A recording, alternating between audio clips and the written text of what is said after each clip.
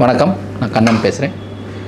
முதல்ல why retailers are losing money அப்படின்ற மாதிரி ஒரு கொஷனுக்கு ஆன்சர் என்னன்னு பார்க்கும்போது, ரீட்டெய்லர்ஸ் ஃபஸ்ட்டு மணி மேனேஜ்மெண்ட் அவங்க வச்சுக்கிறதே கிடையாது. ஃபஸ்ட்டு ஸ்கில் மணி மேனேஜ்மெண்ட் ஸ்கில்லை அவங்க டெவலப் பண்ணணும். அதுக்கப்புறம் ஒரு medium term investment and long term investment, இந்த ரெண்டு பெர்ஸ்பெக்டிவில் மட்டும்தான் அவங்க இன்வெஸ்ட் பண்ண ரெடியாக இருக்கணும். இப்போ நான் ஷார்ட் டேர்ம் பண்ணுறேன் அப்படின்னு சொல்லிவிட்டு நான் 3 நாளில் எனக்கு ப்ராஃபிட் வேணும், 5 நாளில் ப்ராஃபிட் வேணும், ஆர் இன்ட்ராடே பண்ணுறேன் எனக்கு ஒரே நாளில் ப்ராஃபிட் வேணும் அப்படின்னு பண்ணும்போது தான் அவங்க மணி லூஸ் பண்ணுறதுக்கு there is a huge probability. So நம்ம மணி மேனேஜ்மெண்ட் ஸ்கில் அப்படின்னும் போது, இப்போ ஃபார் எக்ஸாம்பிள் நம்மக்கிட்ட ஒரு 1 லட்ச ரூபா இருக்கும் பட்சத்தில் அந்த 1 லட்சத்தை நம்ம பிரிக்க தெரியணும்னா ஒரு 20% ஆஃப் த இன்வெஸ்ட்மெண்ட் நம்ம கோல்டு அண்ட் சில்வர் அந்த மாதிரி இருக்கணும். 50% ஆஃப் இன்வெஸ்ட்மெண்ட் அது இன்வெஸ்ட்மெண்ட் இன் ஸ்டாக் மார்க்கெட், நல்ல ஸ்டாக் மார்க்கெட்டில், நல்ல ஃபண்டமெண்டலி ஸ்ட்ராங் ஸ்டாக் மார்க்கெட்டில் இன்வெஸ்ட் பண்ண தெரியணும், ஸ்டாக்கில் இன்வெஸ்ட் பண்ண தெரியணும். அண்ட் பேலன்ஸ் ரிசர்வ்ஸில் இருக்கணும். இப்போ இந்த 50% நம்ம ஜாஸ்தி அப்படின்னு நினச்சோம்னா, இந்த 50% 25% மியூச்சுவல் ஃபண்டுக்கு கொண்டு போகலாம், 25% லாங் டேர்ம் இன்வெஸ்ட்மெண்ட்டுக்கு கொண்டு போகலாம். பேலன்ஸ் இருக்கிற அமௌண்ட்டை 2ஆக டிவைட் பண்ணிவிட்டு அதை ஒரு மீடியம் டேர்ம் அதுக்கு நம்ம ஸ்டாக் மார்க்கெட்டில் இன்வெஸ்ட் பண்ணுற மாதிரியெல்லாம் கொண்டு போகலாம். ஸோ இது எல்லாமே நீங்கள் கேபிட்டலை பேஸ் பண்ணி தான் உங்களோட மணி மேனேஜ்மெண்ட் எப்படி பண்ணணுன்றது உங்களோட அட்வைசர் உங்களுக்கு கரெக்டாக பொசிஷன் பண்ணி கொடுப்பார். ஸோ அந்த பொசிஷன்லாம் வச்சு பண்ணும்போது நமக்கு மணியை பெருசாக கடகடன்லாம் காசு போகிறதுக்கு ப்ராபபிலிட்டி ரொம்ப ரொம்ப கம்மி. ரெண்டாவது மார்க்கெட்டே தெரியாமல் ஃப்யூச்சர்ஸில் போய் எல்லாம் இன்வெஸ்ட் பண்ணுவாங்க. ஸோ ஃப்யூச்சர்ஸ்லலாம் போய் இன்வெஸ்ட் பண்ணும்போது லாட் சைஸ் என்ன அந்த பர்டிகுலர் ஸ்டாக்கோட ட்ரெண்ட் என்ன இதெல்லாம் தெரியாமல் நம்ம பண்ணும்போது முதல்ல ஏதோ ஒரு 1 or 2 ட்ரேடில் பணம் வந்த மாதிரி இருக்கும். பட் அதுக்கப்புறம் பெரிய அளவில் பணம் போக ஆரம்பிக்கும். ஸோ இதெல்லாம் நம்ம கம்மி பண்ணோம். இதெல்லாம் கம்மி பண்ணிவிட்டு நம்ம ஒரு ஸ்ட்ரக்சர்டு ட்ரேடை டிசைன் பண்ண தெரியணும். நம்மளுக்குள்ளேயே ஒரு ஸ்ட்ரக்சர்டு ட்ரேடை டிசைன் பண்ண தெரியணும். தட் இஸ், இப்போ நான் ஒரு மீடியம் டேர்முக்கு எடுக்கிறேன்னாலும் சரி, லாங் டேர்முக்கு எடுக்கிறேன்னாலும் சரி, இயர் ஹை 52 வீக் ஹை அந்த இடத்துல போயிட்டு நம்ம பிரேக் அவுட் வந்துருச்சு அப்படின்லாம் போயிட்டு நம்ம இன்வெஸ்ட் பண்ணிட்டுலாம் இருக்கக்கூடாது. பாட்டம் அவுட் ஆகிட்டு பாட்டம் அவுட்லேருந்து ரிவர்சல் ஆகிற ஸ்டாக்ஸ் என்னன்னு பார்த்துட்டு, அந்த பாட்டம் அவுட்டாலேருந்து ரிவர்ஸ் வந்ததுக்கப்புறம் அந்த ஃபினான்சியல்ஸ் பேலன்ஸ் ஷீட்ஸ் எல்லாம் பார்த்துட்டு அதெல்லாம் ரொம்ப ஃபேவரபுளாக ரொம்ப நல்லா இருக்கும் பட்சத்தில் அங்கேருந்து இன்வெஸ்ட்மெண்ட்ஸ் யார் பண்ணுறாங்க, மியூச்சுவல் ஃபண்ட்ஸ் எல்லாம் புதுசாக இன்வெஸ்ட் பண்ணுறாங்களா இந்த பர்டிகுலர் ஸ்டாக்கில் அப்படின்ற மாதிரிலாம் நீங்கள் செக் பண்ணிவிட்டு பண்ணும்போது உங்களோட போர்ட்ஃபோலியோ ஸ்ட்ராங்காக இருக்கிறதுக்கு ப்ராபபிலிட்டி இருக்குது. அதனால் இதையும் நம்ம கரெக்டாக தெரியணும். அதுக்கப்புறம் சார்ட்டை நல்லா ரீட் பண்ண தெரியணும். சார்ட்டில் நான் ஏகப்பட்ட இண்டிகேட்டர்ஸ் இருக்குது. அந்த இண்டிகேட்டர்ஸ்லாம் நம்ம ஒரு 100 இண்டிகேட்டர் இருக்குன்னா 100 இண்டிகேட்டர்லாம் ஃபாலோ பண்ண முடியாது. நமக்கு எது ஃபேவரபுளாக இருக்குது அப்படின்றத ஒரு 2 or 3 நம்ம டிசைனுக்கு ஏற்ற மாதிரி நம்ம அனலைஸ் பண்ணிவிட்டு அதை பிளாட் பண்ணிவிட்டு அது எப்போ நம்மளுக்கு சிக்னல் கொடுக்குதோ அந்த சிக்னலில் நம்ம பர்டிகுலர் ஸ்டாக்கை மீடியம் டேர்முக்கும் லாங் டேர்முக்கும் எடுக்க தெரியணும். அட் த சேம் டைம் நம்ம பெரிய கேபிட்டலை இன்வெஸ்ட் பண்ணாமல் முதல்ல இருக்கிற கேபிட்டலை டிவைட் பண்ணி அதையே ஒரு 3 பங்காக பிரித்து கொஞ்சம் கொஞ்சமாக இன்வெஸ்ட் பண்ணுறதுக்கெல்லாம் நீங்கள் பிளான் பண்ணால் மட்டும்தான் நம்ம பெரிய அளவில் ஏர்ன் பண்ண முடியும். ஒரு சில பேர் சொல்லுவாங்க பெரிய லாஸஸ் எல்லாம் வருது அப்படின்வாங்க. பெரிய லாஸ் பண்ணுறவங்க எப்படின்னு பார்த்தீங்கன்னா, நீங்கள் ஃபார் எக்ஸாம்பிள் மார்க்கெட்டில் எல்லாமே ப்ராபபிலிட்டி இருக்குது. நம்ம லைஃப் ஹைன்னெல்லாம் ஒரு சில ஸ்டாக்ஸ் இருக்கும். அந்த லைஃப் ஹைலெல்லாம் போயிட்டு நம்ம வாங்கிட்டுலாம் இருக்கக்கூடாது.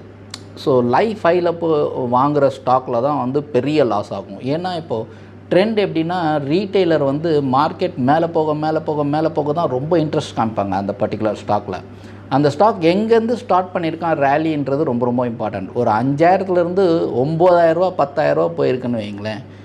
ஸோ சே ஃபார் எக்ஸாம்பிள் ஒரு 1000 ரூபாய் 1500 அந்த மாதிரி இடத்துலேருந்து 10,000 போயிருக்கும் ஒரு ஸ்டாக். அந்த ஸ்டாக்கில் போயிட்டு நம்ம ஃபுல் கேபிட்டலை மேலே போயிட்டு அந்த 10,000 11,000 ரேஞ்சிலலாம் நம்ம ஃபுல்லாக இன்வெஸ்ட் பண்ணிட்டோம்னா, இன் எனி சினாரியோ அதில் கொஞ்சம் கம்பெனியில் ஏதாவது பேலன்ஸ் ஷீட்டில் ப்ராப்ளம் இருக்குது, இல்லை கம்பெனியில் ஏதாவது இஷ்யூஸ் இருக்குன்னா உடனே கரெக்டாக ஆரம்பித்து நம்ம என்ன பண்ணணுன்னே தெரியாது. அதுக்கப்புறம் வந்து ரொம்ப கீழே வந்துடும். அதுக்கப்புறம் வந்து நம்ம டிசைட் பண்ணி பண்ணுறதுக்குள்ளே வந்து கேபிட்டல் எரோடுன்றது வந்து ஜாஸ்தி இருக்கும். ஸோ லைஃப் ஹையில் வாங்குறதெல்லாம் கொஞ்சம் அவாய்ட் பண்ணணும். அதுவே வந்து பிக் லாஸஸை வந்து ஈஸியாக அவாய்ட் பண்ணிடும். அதுக்கப்புறம் அலோகேட் பண்ண தெரியணும். அலோகேஷன்றது லாங் டேர்முக்கு 60% வச்சுங்க, மீடியம் டேர்முக்கு 30% அண்டு ஷார்ட் டேர்ம் அப்படி நீங்கள் பண்ணணும்னு விரும்புனீங்கன்னா 20% வச்சுக்கணும். ஸோ இந்த ஷார்ட் டேர்ம் அப்படின்றது நீங்கள் 45 டேஸுக்கு நீங்கள் ஹேண்டில் பண்ணுற மாதிரி இருக்கணும். 45 நாளைக்கு வந்து இந்த ஷார்ட் டேர்ம் அப்படின்றது நாட் ஃபார் 3 days 5 daysலாம் கிடையாது, 45 நாளைக்கு. ஸோ அந்த ஷார்ட் டேர்மே நீங்கள் வந்து 2 இடத்துல பை பண்ணுற மாதிரி இருக்கணும். அந்த மாதிரி நீங்கள் ஸ்ட்ரக்சர் பண்ணணும்.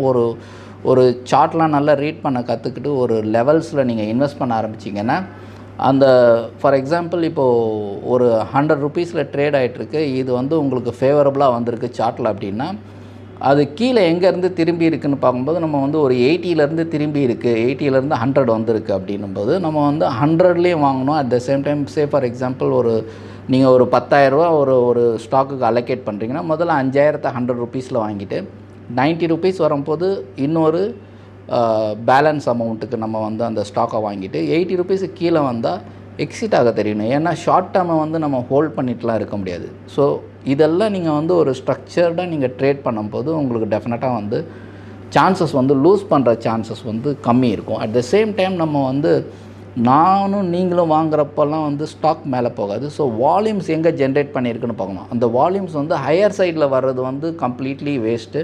ஸோ லோயர் சைடில் இருக்கிற வால்யூம்ஸில் வந்து நம்ம வந்து தெரிஞ்சுக்கிட்டு அதுக்கப்புறம் வந்து அவங்க பார்ட்டிசிபேஷன் பண்ணதை கன்ஃபார்ம் பண்ணிவிட்டு அதுக்கப்புறம் நம்ம பண்ணும்போது அதோட ரிசல்ட் கொஞ்சம் நல்லாவே இருக்கும். ஸோ இதெல்லாம் பார்த்துட்டும் நீங்கள் வந்து ஒரு ஸ்டாப் லாஸ் எல்லாமே வச்சுட்டு பண்ணுறது வந்து சான்சஸ் வந்து கொஞ்சம் லாஸை கம்மி பண்ணி கொடுக்கும்.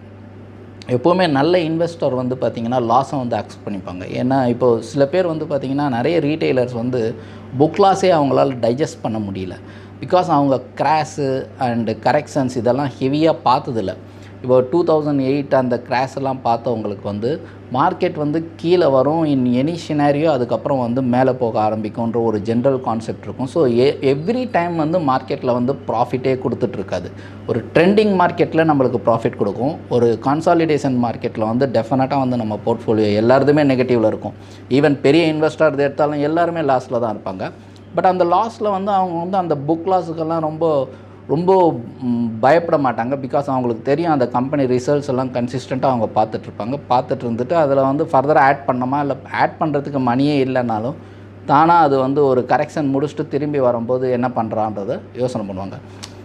இதெல்லாம் நீங்கள் வந்து ப்ராக்டிஸ் பண்ணிக்கணும். இதெல்லாம் ப்ராக்டிஸ் பண்ணிவிட்டு நம்ம பொறுமையாக ஹேண்டில் பண்ணும்போது மட்டும்தான் வந்து நம்மளால் பெருசாக வின் பண்ண முடியும். அட் த சேம் டைம் எமோஷன்ஸை ரொம்ப வந்து நம்ம போட்டுட்டு ஒரு 100 ரூபா வாங்கியிருக்கோம் ஒரு ஸ்டாக்னா அந்த ஸ்டாக் வந்து இறங்கி வந்துகிட்டே இருக்குன்னா அதோட ஃபினான்ஷியல்ஸ் எல்லாம் நல்லாவே இருக்குது. அது ஒரு அன்ஃபார்ச்சுனேட்லி அது ஒரு 40 ரூபாக்கெல்லாம் வந்துருச்சுனாலும் அந்த 40 ரூபாலையும் அந்த ஃபினான்ஷியல்ஸ்லாம் நல்லா இருந்ததுன்னா நம்ம அவசரப்பட்டு விற்கக்கூடாது. ஒன்று 100 ரூபாலேருந்து 80 ரூபாலே நீங்கள் விற்க தெரியணும். அப்படி விற்க தெரியலன்னா 40 ரூபா 30 ரூபாலாம் வரும்போது மார்க்கெட் நல்ல ஃபினான்ஷியல்ஸ் எல்லாம் இருந்ததுன்னா அங்கேருந்து ரிவர்ஸ் ஆகும். அந்த மாதிரி ரிவர்சல் ஆகும்போது நம்ம வந்து டெஃபினட்டாக வந்து ஆட் பண்ண தெரியணும்.